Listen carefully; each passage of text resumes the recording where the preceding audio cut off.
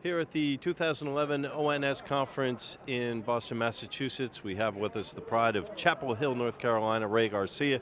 Ray, thanks for stopping by. Thank you very much. What is the ENESTND study? Can you tell us about that? Absolutely. So the ENESTND study is an upfront study for CML, chronic myeloid leukemia. It's the evaluation of nilotinib's safety and clinical trials in newly diagnosed CML. So what they've done here is they randomized patients basing on the stratification that was put on the study, wherein one part or a third of the patient were randomized to the IMATINIB standard dose of 400 milligrams daily.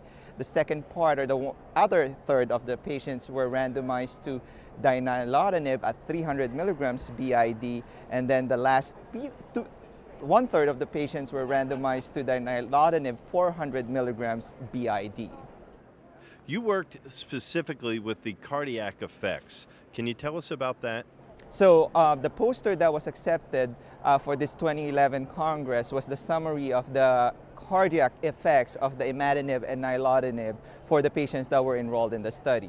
So the results that were gathered was there's no EKG changes. EKG is the electrical activity of the heart. There's no changes on that on either of the two drugs. We also look at the left ventricular ejection fraction. Pretty much this measures the pumping mechanism of the heart, and there's no changes that lead to the discontinuation of the patients on the study. So what do you do with this information now? So with this information, it's, as a nurse, as an oncology nurse, it's very important to us to really, in our practice, we do EKG before we start the therapy. We don't have to go through the extents, particularly with the results of the study, that there's no LV ejection fraction changes, but at least it's good to have a baseline EKG. Now the implication to the nurses is that you really have to know EKG, the basics of it, and you will monitor it, and if the patients have some symptoms, then you could get that testing done, repeat it, and if there's any changes, then you could alert your health practitioner or health professional if they need to tweak the dose. Now, more importantly now, there's an emerging data about drug-drug interaction, meaning as a nurses, we always interview our patients or ask our patients what new medications their other provider may have given them. Then it's very imperative, because right now grapefruit juice we know can affect either of these drugs. So it's always important to educate your patient to avoid grapefruit juice or some of the other antibiotics that could interact with this medication. What is it about grapefruit juice?